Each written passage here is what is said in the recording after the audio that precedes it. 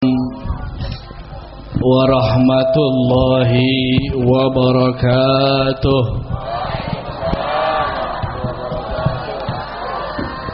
Bismillahirrahmanirrahim.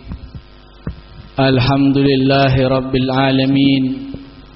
Wassalatu wassalam ala asrafil mursalin Sayyidina wa habibina wa qurrata ayunina Muhammad wa ala alihi wa ashabihi ajma'in, amma ba'd. Rabbi israh li sadri wa yassir li amri wahlul 'uqdatam min lisani yafqahu qawli. Alhamdulillah, kita panjatkan puji syukur kehadirat Allah Subhanahu wa ta'ala, yang mana di malam ini kita diberi suatu kenikmatan yang besar. Kita diberi suatu anugerah yang besar, yaitu ketika kita sampai saat ini, sampai detik ini, kita dalam keadaan beriman kepada Allah. Ini nikmat yang besar,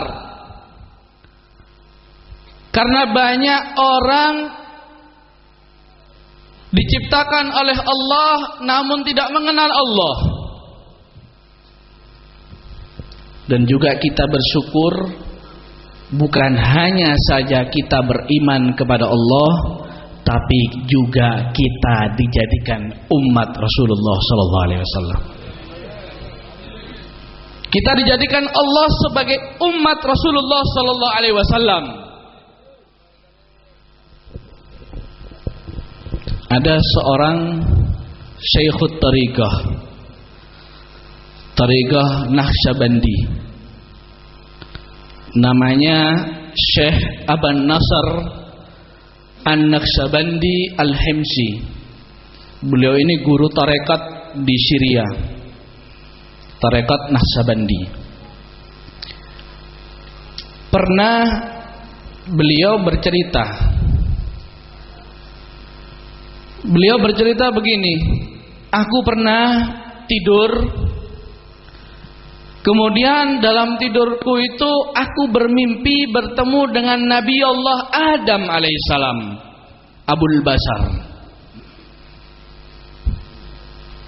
Dalam mimpiku aku bertemu dengan Nabi Adam alaihissalam. Kemudian Nabi Adam tanya sama Syekh ini, siapa namamu? Aku jawab, namaku Aban Nasr.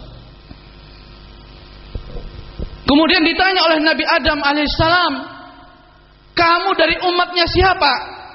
Dijawab oleh Aban Nasr, ana min ummati Muhammad sallallahu alaihi wasallam.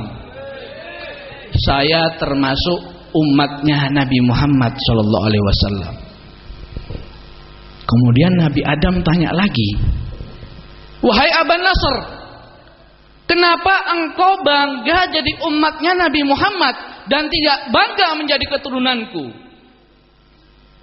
Bukannya dia begini, kamu siapa? Saya cucumu wahai Adam, enggak begitu.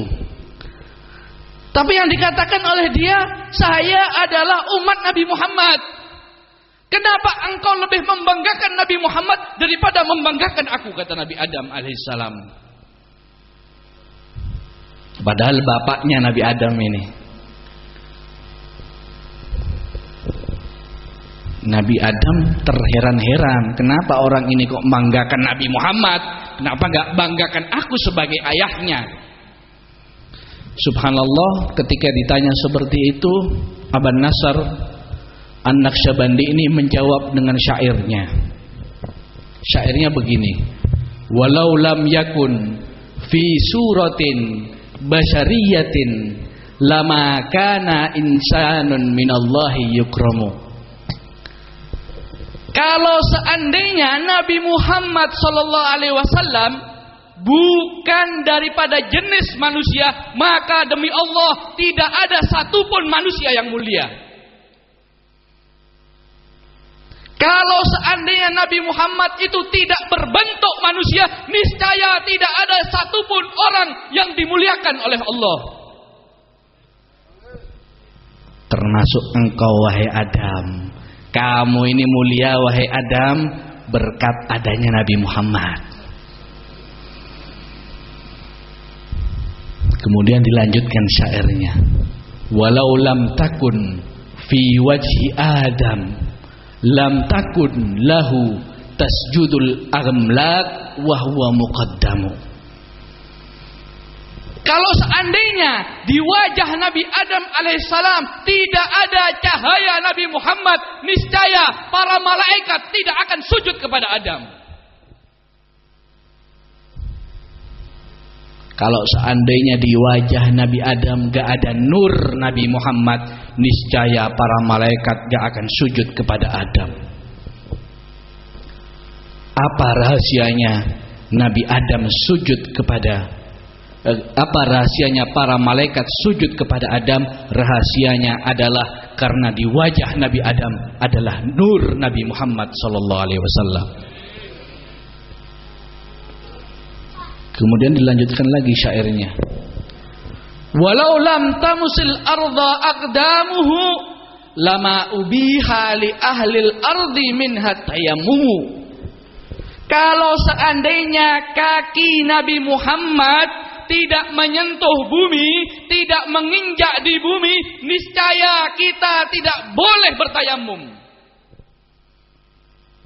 Kalau kita nggak ada air untuk wudu, dibolehkan tayamum dengan tanah. Kita dibolehkan tayamum, kenapa? Karena kaki Nabi Muhammad pernah menginjak tanah. Kalau seandainya kaki Nabi Muhammad tidak pernah menginjak tanah, niscaya kita tidak boleh bertayamum dengan tanah. Subhanallah. Inilah kemuliaan Nabi Muhammad. Berkat Nabi Muhammad, umatnya Nabi Muhammad juga dimuliakan. Nabi Muhammad menjadi nabi yang paling afdal, kita sebagai umatnya adalah umat yang paling afdal. Bi akramir rusli kunna akramal umami. Dengan Rasul yang paling mulia, kita dijadikan umat yang paling mulia. Umat Nabi Muhammad sallallahu alaihi wasallam adalah umat yang paling mulia.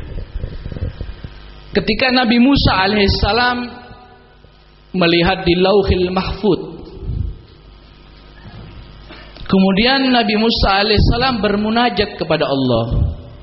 Ya Rabb, wahai Tuhan, ya Allah, saya melihat di Lauhil Mahfuz ada umat yang memiliki derajat yang tinggi, ada umat yang diampuni dosanya sebelum mereka melakukan dosa. Umat siapa itu ya Allah? Dijawab oleh Allah, hum ummatu Ahmad. Mereka itu umat Nabi Muhammad. Ya Allah, saya melihat di Lauhil Mahfuz ada umat-umat yang mana kitab mereka ada di dada mereka. Mereka menghafal kitab mereka.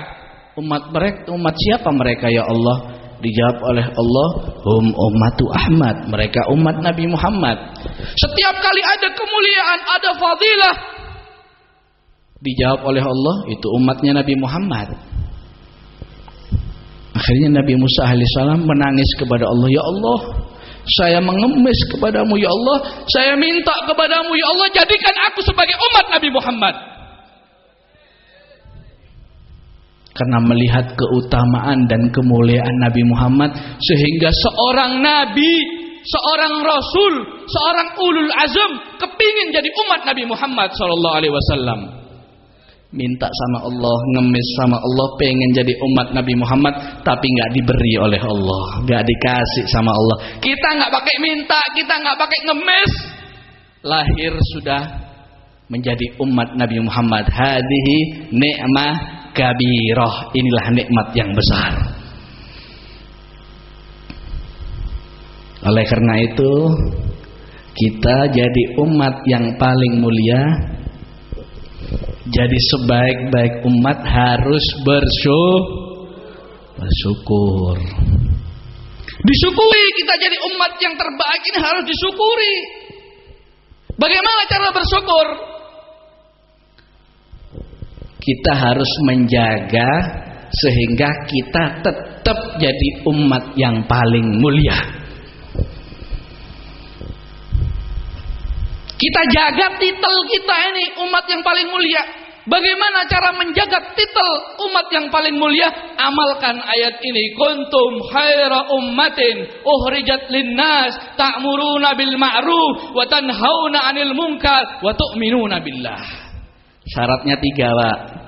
Kalau sampean kepingin tetap jadi umat yang paling mulia, syaratnya 3. Yang pertama, ta'muruna bil ma'ruf, harus amar ma'ruf, ngajak orang kebaikan, ya, ajak orang pengajian, dijak orang sholat, dijak orang melakukan sunnah-sunnah. Wa tanhauna 'anil munkar, dan melarang orang berbuat mungkar, mencegah orang berbuat mungkar. Ini syarat kedua. Yang ketiga, beriman kepada Allah. Kalau sampean tetap ngamalkan 3 hal ini, sampean adalah sebaik-baik umat. Sebaliknya, jika enggak mau amar ma'ruf nahi mungkar, kalian enggak jadi umat yang terbaik lagi, turun derajatnya. Allahumma shalli ala Muhammad. Titel sebaik-baik umat kita dapatkan, kita raih dengan 3 hal: beriman kepada Allah, dan amar ma'ruf, dan nahi mungkar. Setuju ya? Itu ayat yang pertama. Saya bawakan 3 ayat dan 3 hadis biar mantep. Ayat yang kedua,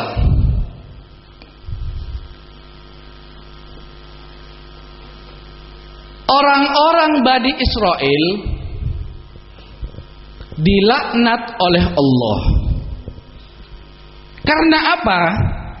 Karena mereka bermaksiat dan melampaui batas.